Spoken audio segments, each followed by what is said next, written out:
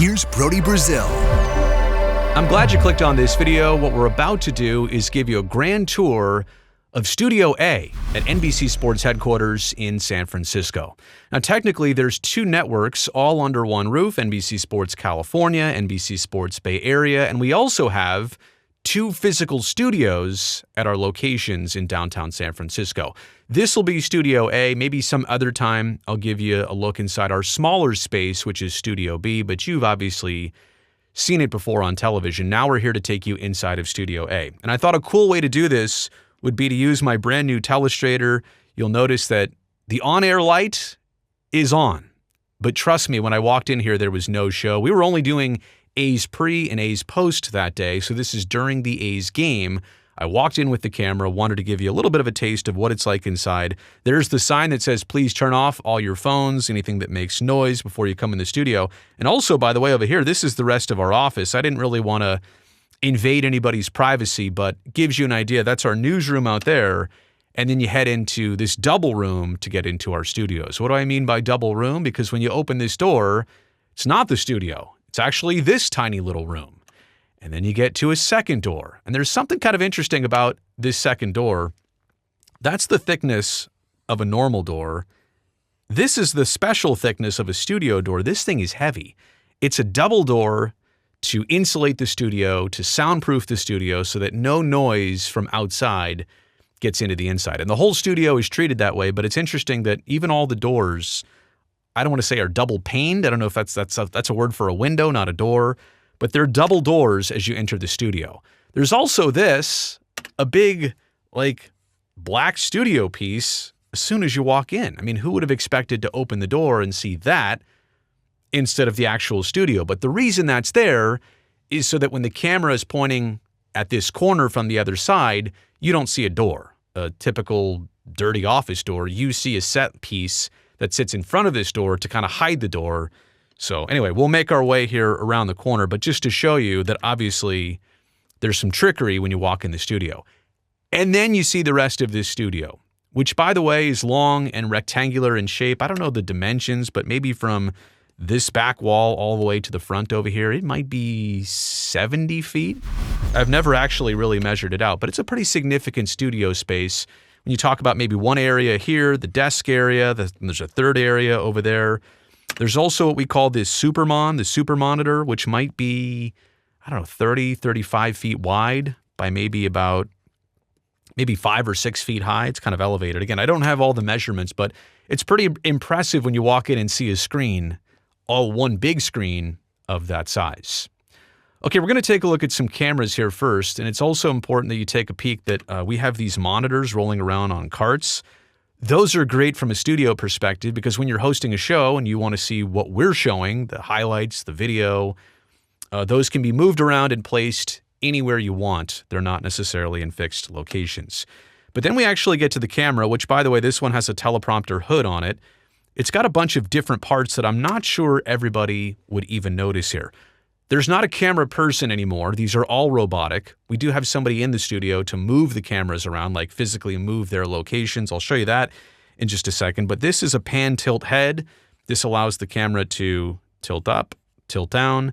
It also allows it to swivel around here, pan left, pan right. As for the camera itself, you've got a couple different pieces here. The camera body, the viewfinder. There's a counterweight here in the back so that it doesn't get too heavy. It doesn't tilt too hard, too much one way or the other. Here's the actual lens, which goes into this teleprompter lens hood. There's the teleprompter screen. There's a confidence screen, so you can see what's on actual television. There's also a clock on the front of this, which I'll get to in a second. But the way a prompter works, let me do this in yellow, is that what's visible on this screen is reflected onto a piece of one-way glass, just like this, and then back out to the person reading the prompter. Right? So if you look at the prompter, what you're seeing is words on a screen, and then behind that screen is the actual camera lens. So you're just reading right off a screen, and behind it is the actual camera. The camera sees right through the mirror, so it's reflecting what's on this screen, but only out to the person reading the teleprompter, if that makes sense. It's magic, honestly, and this is not new technology. It's been around forever, but I just wasn't sure if everybody noticed that. Now, for my shows, pre and post games, where they're not scripted, there's no real scripts, there's no teleprompter hardly ever used. And like I mentioned before, the only thing that a human would have to do with these cameras is take the brake off, move the camera around, hit the brake, everything else, pan, tilt, zoom, focus, it's all done remote control. Somebody in the back controls all the cameras in both studios from one location. I mentioned before, yeah, the clocks are on the screen. That's really important for us hosting a show to know what time it is, what time we're getting off the air, what time we have to hit a commercial break by. This also, what you're about to see, is kind of the, scrapyard of the studio. By the way, there's Josh. Talk about Josh in just a second. He runs the Jib. He's also, I think, is a subscriber of this channel. Josh has mentioned that he's watched some videos. So Josh, shout out to you. He works in our studio. He's one of the best. Primarily does the Jib, which is a camera with a long crane arm in the studio, which I'll show you in just a second. We also have over here this big touchscreen, which is amazing. That's one big telestrator, just like the telestrator I'm using right now from the home studio. Hi. But this one right here is a much bigger deal. You can point on it, they play videos under it, it does graphics and all that stuff. But again, it's on wheels, so you kind of move it around. There's some extra chairs. I don't know if we were using that camera that day. There's an extra monitor over there. Yeah, this is kind of the business end of the studio that you're never really meant to see. It's basically that corner, which nobody is planning on seeing. And then the rest of the studio, like this area over here, this area over here. Obviously, this is front and center, but every different area. Ooh, I should also show you this. Here, let me back it up for a second. Did you notice how this is teal right now and how this is gold? All of these big colored areas are done with LED lighting, and they can be changed with the flip of a switch. You want them to be Sacramento Kings purple, San Francisco Giants orange, Warriors blue, no problem. All of them switch. I never really realized it, that they must have been doing something Sharks related, because that's teal in the background. So then you kind of get to the main studio area, and they try and consolidate all these cables. Obviously, you need hard lines from the cameras going back to the actual control room. And by the way, that's another part about this video. What I'm showing you here is the studio side of things. There's also an equally impressive control room side of things. Our control rooms are actually getting renovated right now, so maybe I'll show you those when they're done later this summer. But here's the Jib. It's a camera on this big, long crane arm. There's another counterweight right there to make it easier to control. The person controlling the Jib stands right here. I'm going to do a bad drawing of Josh. Josh, there you are, by the way. Runs the Jib, and the camera points out this way towards the studio, or whatever way you want to do it. The camera can also obviously kind of sweep up. It can sweep down. It can go to the left. My arrows are so bad. It can go to the right. The camera can pretty much do anything. Tilt.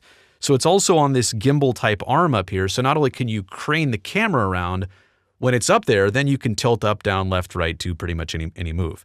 And you also obviously steer around this giant tripod manually. So it gets some cool shots. It kind of usually gets the opening shot of a show. It gets that big dramatic shot. The Jib enhances pretty much anything you do in a studio location. Looks like that is officially camera 5 up there. I never really pay attention to which camera is which, other than the number that's right front and center, which I'll show you that next too. So here's a look behind the Jib at the controls, and I'll go back to the controls in just a second, but you can see this is where the person stands. This is what that camera is seeing. So obviously it's framed up pretty front and center, pretty perfect. It's got both those monitors aligned. That camera shot could be ready to go right now. Here are the controls, and what you have over here is kind of a pan and tilt for the actual camera on the gimbal. You've got some zoom and focus controls right over here. Obviously there's some electrical stuff, some video stuff. Oh, it looks like Mickey Mouse.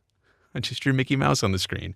All those controls and cables and stuff go back to the control room. And then right here, I think this is folded down, but that's a monitor, a computer screen that has the rundown of the show. Like, here's what we're doing now, here's what we're doing next, here's what we're doing next, and next after that, so that the person running the Jib has a pretty good idea of what they need to be doing to help out the control room and the director.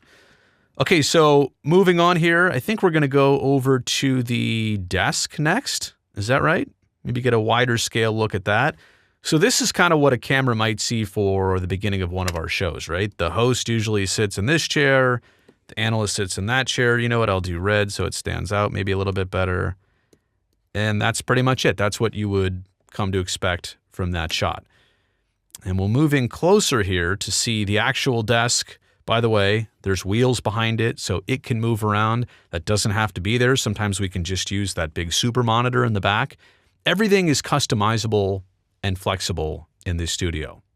All right, we now make our way over to this kind of demonstration area. If we're going to showcase something, if we're going to show you something on the video wall behind it, we're going to stand usually here. Oh, that's a short me, isn't it? Do that again. Here. And maybe the analyst will be here, something like that. You've all seen that before. But the trick in all of this is the actual lighting. Because if you don't have your lighting right, and I haven't really pointed the camera up yet, I mean, look at how many lights are here, and then there's another band over here. Those are big flags to shade everything. There's another batch of lights over here. You can actually see those fluorescent lights are called house lights. Those generally are not even on when we're doing a show. They mess up the color temperature of what's going on. But look at all the lighting in the ceiling, and the beauty of this studio is that you can pretty much be in any spot and you're instantly lit. Now, that's not even the case here in my home studio. If I were to go sit 10 feet back, first off, you wouldn't hear me. But second off, the lights are set up in my home studio for me to only pretty much be sitting in this one spot.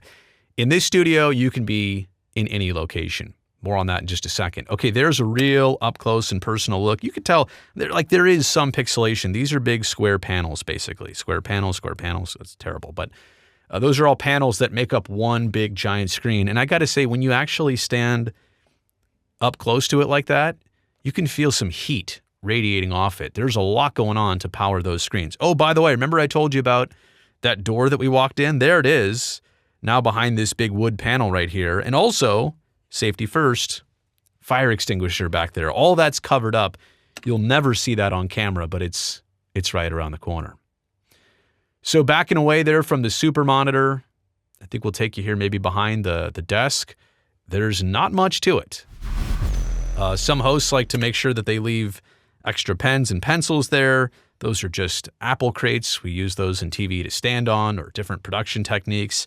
When you're done with your scorecard, I guess that's kind of an indicator. Just recycle it right there on the spot. There really is nothing else here on the desk or behind the desk. When you sit behind it, there's some marks of where to sit behind so that you and your analyst are properly positioned. I think most of the time I'm kind of lined up with, I think it's a number 3 right there. Kind of put your belly button right there on the table so you know where to sit for the camera's framing. There's also this. There's a mic pack right here, and you can see that that's connected to the ultimate microphone right there. And then this is what's called an IFB, internal foldback is the technical name of it. It's basically the earpiece I wear. I plug into this so that the producer can talk to me, or I can hear what's on television, or if I'm talking to somebody else on television, that's how they hear me. So I wear those 2 packs usually on the back of my belts, usually like under the suit or whatever, under a shirt, but it's usually strapped onto the back of my belt. You could put them anywhere. I try and put them in a spot where they're not easily seen, also not uncomfortable. But generally, if I'm just sitting at the desk, you might even see them sitting right there on the desk instead of behind me in the chair. Okay, so that's pretty much it from the desk perspective. I think we're going to go back over here to the demonstration spot. I thought we were doing that earlier, but even I forgot how I did this video. So we'll walk over here and take note that there are vertical screens. There's this big demonstration monitor, which is actually 16 different screens in total. And then right here, we have the screen in the floor. I mean, that's right. You can stand on that screen. And what's pretty cool is we can put anything there. Right now, it's a pitcher's mound.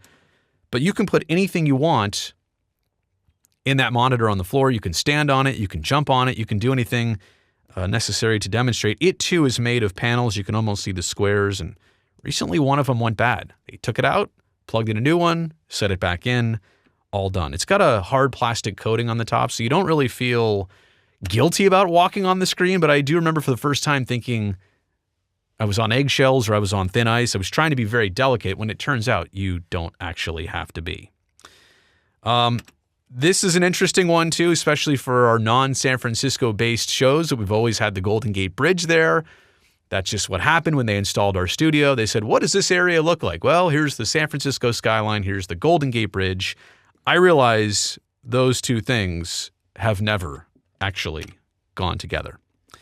All right, this is kind of the view from that demonstration area. So here's the jib camera. It's got a teleprompter monitor on top. If you wanted to read something off a script, you could do that, or they could put something else in this monitor for you to see. But that's really all it is, looking inside that lens of the jib camera. It's pretty simple and straightforward. That's what it looks like with no teleprompter hood. Did you see me there, by the way? Look at that.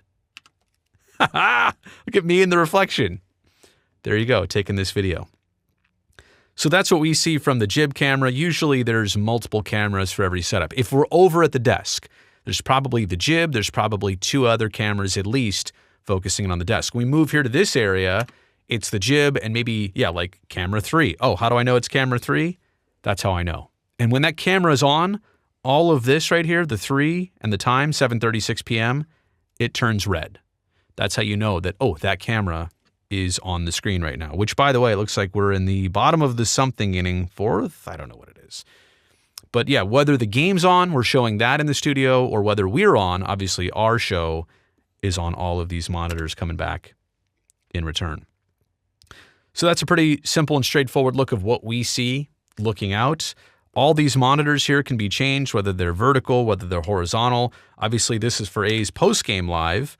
But for the pregame show, it's going to say A's pregame live, or Sharks pregame live, or Giants postgame live, or Kings postgame live, or halftime live, intermission live, whatever. We've got all the different monitors, and literally one push of a button, and they all change. Everything has to be very customizable and interchangeable. Now, again, this is a bad example because the prompter doesn't show anything, but here's the screen. Words would be right here, and then words would reflect on this glass right here. So you read off that teleprompter.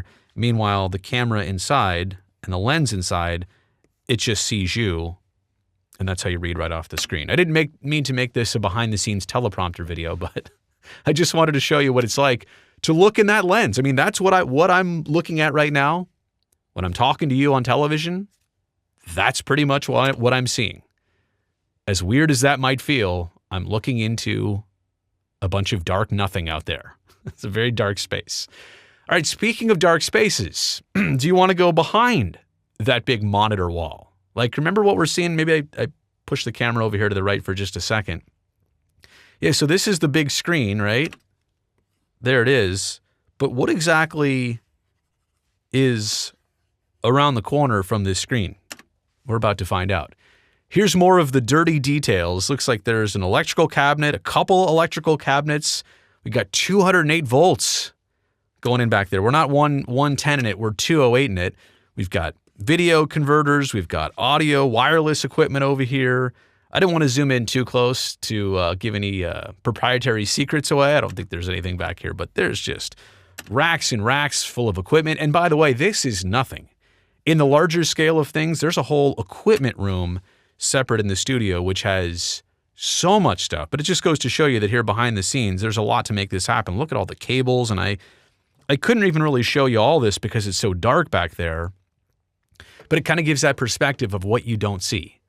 That right there is what's behind that big video screen, which you've inevitably already seen on television before.